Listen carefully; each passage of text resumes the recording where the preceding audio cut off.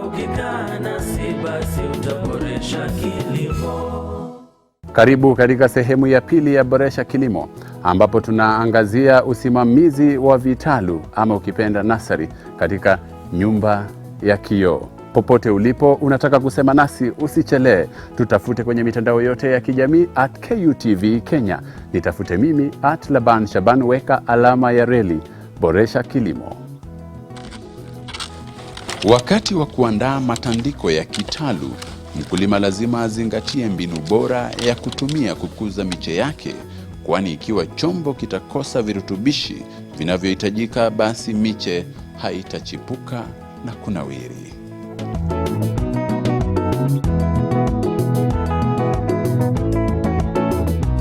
The cocoa peat is neutral. It does not have any nutrient at all. So here we have the type of nutrient that we feed this crop. This is the kind of the fertilizer we use. So these are just 1 week old seedling, but you cannot feed the same nutrient this tray with this one.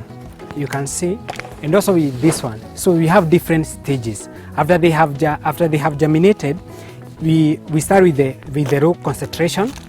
We start with the raw concentration for the young one, and we start with maybe 15 ml for this one. As they continue to grow, we start now increase the feeding program. From there we just leave them and they do well. We do it thrice per week, so that is Monday, Wednesday and Friday. Yes, that's at least thrice per week. But now in between you have to feed the water depending now on weather or the weather condition, because sometimes it will be too hot, you have to water twice per day. Sometimes like nowadays the weather is just so favorable, you can water maybe once per day, or maybe you just have to leave for just 1 day. We don't use organic fertilizer here, we use the synthetic, because we know this crop, we see the cocoa peat does not have any fertilizer at all.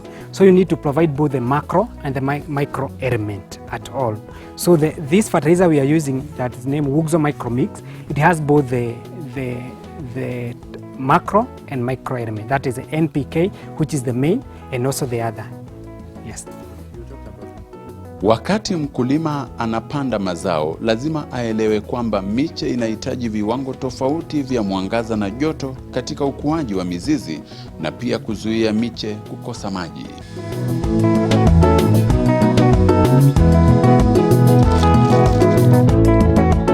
The shade net come with different light penetration. They allow different penetration of light. We have like those will allow maybe 55% of the light to pass, other will allow 70, other will allow 95% of the light. So the kind of shade net we are using here, it is 55%. So it does not maybe reduce that large amount, but it reduces that heat index that cannot maybe affect the plant or maybe destroy the crop. So the heat we are getting is what the plant require. The color at least we prefer black, because it is the best. But you can also, we have also the different, but the manufacturer, they have made that with the penetration now. You can have the black, the penetration 55. You can have green, but they also it reduce the light penetration to 55%. Mbegu haziwezi kukua katika mchanga mkavu, kwani unyevu ni muhimu kwa kuota kwa mbegu. Kwa msaada wa usambazaji wa umwagiliaji, unyevu unaohitajika wa mchanga kwa ukuaji wa mbegu unaweza kuhakikisha mazingira bora.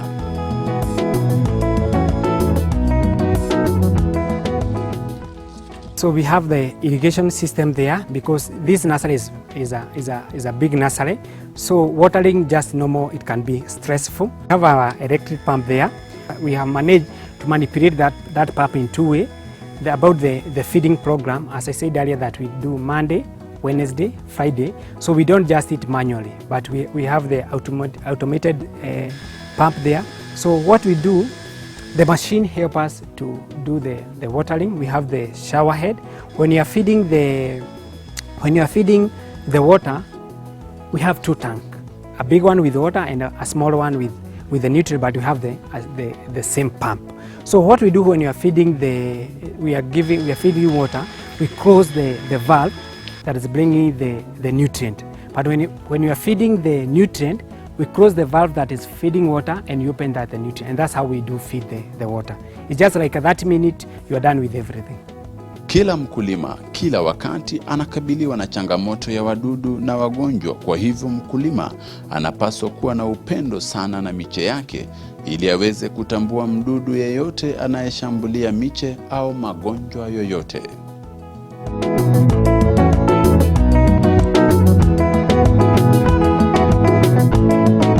We have the challenge here also with the disease and pest. And the main disease that have become notorious here is aphid. Aphid have become notorious, so we have to control. Aphids, they have become notorious. Here we have different insecticide that we do use. At least per week we ensure we spray once. We do first the scouting. We scout, then we observe maybe there is any presence of any pest.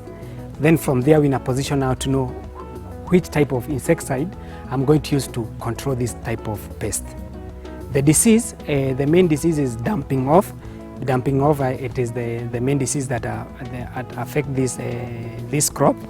And we also have the fungicide, those fungicide that help us to control this kind of disease. So we first do the monitoring, and then we try to prevent. Instead of controlling, we try now to prevent this kind of problem from affecting our seedling. Here what we do, we have different, we do propagate seeding in different stage. From what you can see, here I have tray that they have not germinated. From you see, I have some seed that have already germinated.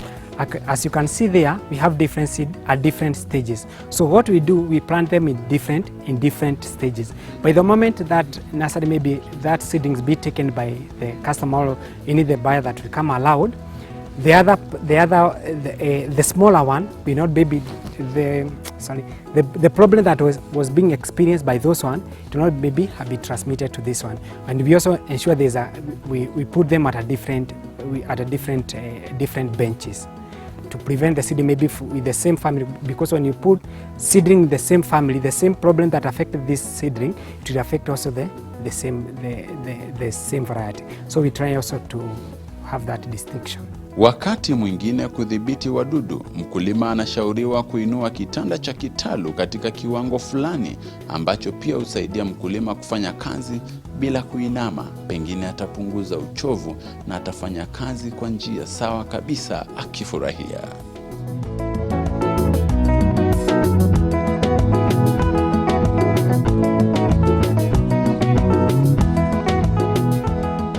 This is another method of controlling disease, because especially maybe our soil, you find there's a lot of bacteria with it. It's a disease that is a soil-borne disease.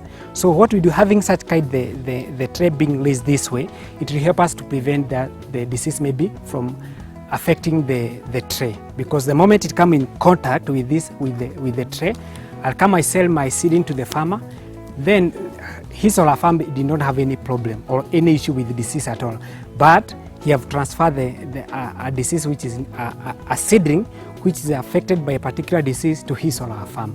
So having a such kind of bench will prevent it will prevent disease. Also, it will help in workable. As you can see, my colleague, they are having at least a humble time when they are doing their work. They are not supposed maybe you are just down there, but having this way, it will help a lot.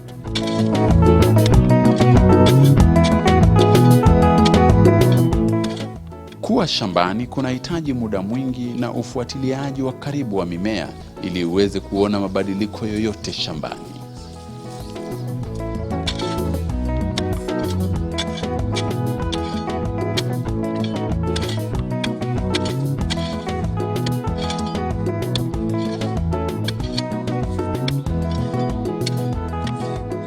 So we have different kind. The club is run by students. So we have those at the first year, we have those in second year, the third year, and the final year. You'll find most of the time, maybe sometime there's those time you are free, but our main day is Saturday. Saturday is our free day, so you will find majority of the students here spending their time well. Instead of spending your time doing unnecessary things that will not help you at the end. So everything we do here, we do it during our free time. So during the weekday, there are those time we are free, we don't have any classes, but maybe a certain person, I have a class, but my colleague does not have a class. So you find them here. We have that rotation of duties, depending on the classes and also depending on the number or the work that we have. Kuhusiana na kuibuka kwa teknolojia mpya, wakulima wanashauriwa kuikumbatia, kwani inahitaji wafanyakazi wachache na inakupa faida zaidi.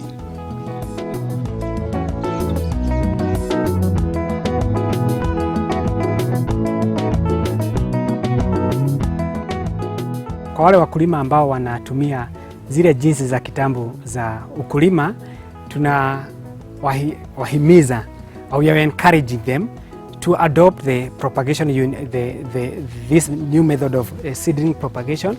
And it may be, in case you are not in a position maybe to do it, that's the reason we are here. That's the reason we have other people doing the same thing.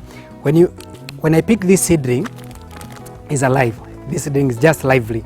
Unless like I can transport this seedling to Mombasa, I can transport this seedling anywhere for a long period of time, because it have itself just allowed the cocoa pit. So after planting this seedling, it is 99% or 99.9% that it will peak. As compared with the other method, you have you have just to plant it, you give it water, and you're not sure if it will survive. So these are one best method of using the tray. Another method we are saying about the quality. Using the tray, you're in a position to get a quality seedling out of it. Yeah. And also we are reducing the disturbance of the root. Because for me, I'm just picking this single plant with just specific root on it. But if I the old way, a person will just have to uproot either 10, 20 plants. Having disturbed, or you are leaving some root of a certain crop in the soil. But having this kind of tray, you have now a good number of it will just pick well. Another thing, you're in a position to transport it in anywhere, because sometimes we say soil have disease, but for cocoa pit, having it this way. Njia ya kisasa ya uzalishaji wa mazao, wakulima hawapaswi kuogopa, kwani ni ya bei rahisi na ni nzuri kwa kutunza ikilinganishwa na njia za zamani.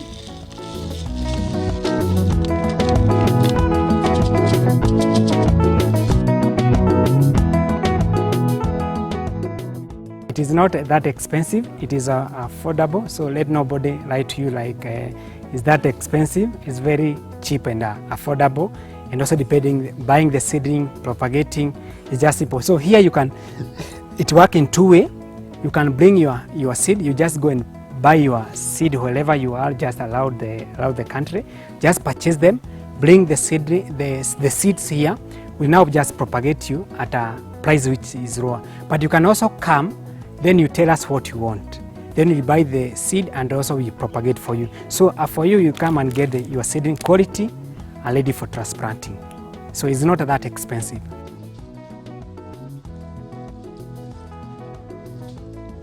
Kila mkulima hupitia changamoto kadhaa. Soko ni mojawapo ya changamoto, kwani mkulima akikosa soko, bidhaa zake huharibika.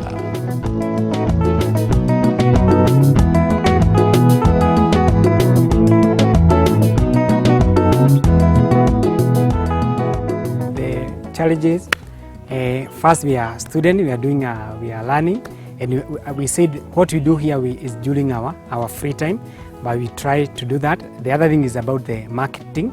Not many people are just maybe being aware of like you see our nursery just have maybe the seed. They don't know there's some things being done by student. The biggest issue is the market.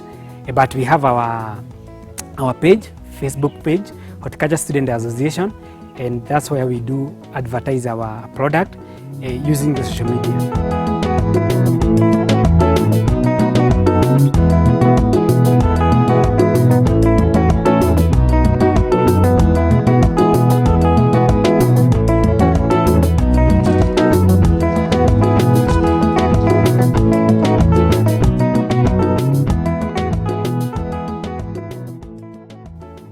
Ukiangalia nyumba ya kioo unapata kuna neti, na neti hii inapunguza ama kudhibiti kiwango cha joto katika nyumba hii ili kuweza kutunza miche ambayo ipo katika kitalu hiki. Ulisikia wapi kwamba kilimo ni ushamba? Umeona jinsi vijana wamejikakamua kuhakikisha kwamba wanarembesha mustakabali wa taifa hii, kuhakikisha kwamba siku za usoni kutakuwa na utoshelevu wa chakula. Kufikia hapo tumefika tamati ya kipindi cha leo Boresha Kilimo. Hadi Jumamosi ijayo saa 6:30 kwa mitindo mingine ya kilimo. Nimekuwa wako Laban Shaban. Wasalam.